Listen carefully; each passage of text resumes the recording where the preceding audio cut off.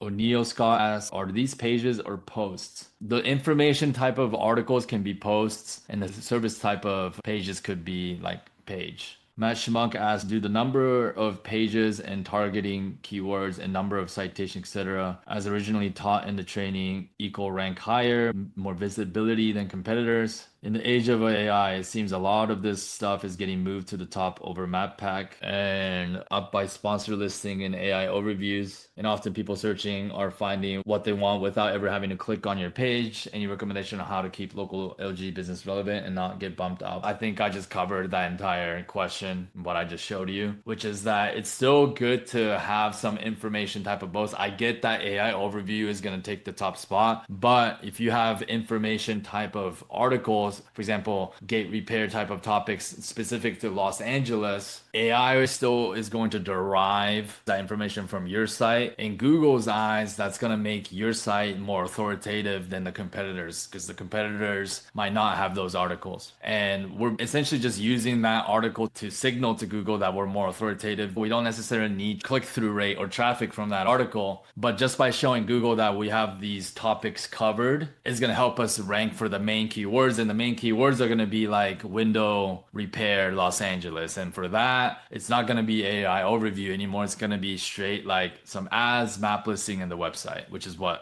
we want to be seen. Felix, hey, pays 10 to 30K population good enough to generate roofing jobs? Yeah. 10 to 30K is really good in my opinion, and I think I can show why in a little bit through my partner sites, but let me circle back to that, Felix. Mauricio says, how often do you water fast? I just started this one. I haven't done it in quite some time, but the Pottinger's human guy, he says he does a 3-day water fast once a month, but this one has been a breeze because I've been keto for 2 months. So I think I'd like to do it once every 2 months, maybe. But he says just doing 72-hour water fast once a year can have dramatic effects. So that's how much it activates your body's healing pathway. Gregory's asked, do you still do exercise slash gym when doing water fast? No, I'm just walking. Once before I break the fast, I'm gonna do some weightlifting exercise tomorrow morning, and then I'm gonna break the fast and eat. But again, that's also a misnomer that you'll lose muscle during a fast. When it's 3 to 4 days water fast, you don't really lose muscle. You can actually gain flesh like tissue because your body begins producing human growth hormone. Again, go to Pottinger's Human YouTube and you'll learn all about it. Workout is part of my weekly routine. Yeah, I work out as well. I use resistance bands, which called the X3 bar, but it's, in my opinion, a far better exercise than free weights because it prevents you from getting injuries. But that's another biohack. I can go on and on about that topic, but maybe topic for another day. Helena says, funny, I haven't really heard of water fasting, but water loading and cutting weight is something we do in powerlifting. It's not healthy to do it that extremely for more than a week, but it's different than water. Yeah, that is definitely completely different than water fasting. Connor Mayer says, yeah, I have 3 contractors going out and checking out the same work every day. I'm getting feedback from customers mentioning that certain contractors haven't been in touch. It's a grind. I'm now contacting different businesses that don't show up in Google. I've had to transition my flat fee model to commission-based model as I'll have a client for a couple of months until they cancel, as they can't close jobs. They can't afford the fee. This is what it's like in my country anyway. Business owners must be more compensating to flat fees in the US. Throughout my 2-year journey, I'm now pretty good at ranking pages and sites strictly through authoritative informational content. So I'm moving forward in small ways daily. Yeah, I think this is why I'm building like for example, my roofing client that you can generate leads for, and they're looking to scale because they're in big cities and you won't have to worry about them not getting to your leads in time. So I'm looking to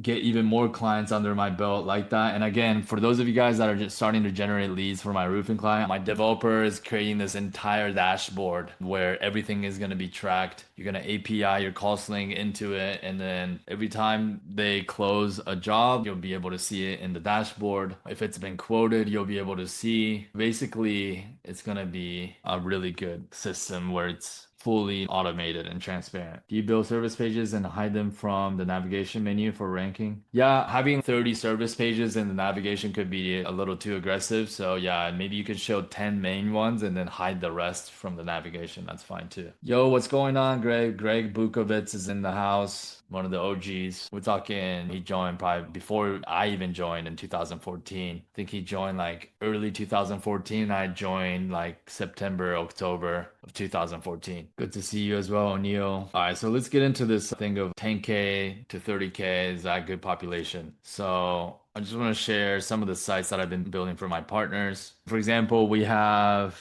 some of Helena's site here. All these are sites where citations are already done and the heavy lifting like backlinks have been ordered, right? And some of these, like Long Beach, there's 500,000 people in Long Beach, right? So that's a big city, which means it's way more competitive, right? So it's not really ranked for the main keyword Long Beach electric gates at all. We got one ranking here, gate repair Torrance, right? It's just getting started kind of thing, right? There's no real backlinks built to it, just citations. So we're gonna give that some time. But for example, if we look at Elgin Elite Roofing, which is Elgin, Illinois, which is, let me look at the population. Elgin, Illinois, I looked it up earlier. Population 113,000. So like literally 1/5 of Long Beach. And let's look that up on Ahrefs. Okay, so this is already like on the 6th page for Elgin Roofing Company. No backlinks have been built yet, just citations. Okay, and you'll see this across the board. When you target these smaller cities, you can rank much faster, much cheaper, way less backlinks. So when you're dealing with my roofing client, which they service a big area, let's just look at just Chicago, Illinois alone. Traditionally speaking, local legion, we told people to stay away from like a city size of 10,000 in the middle of nowhere. For example, let's say you pick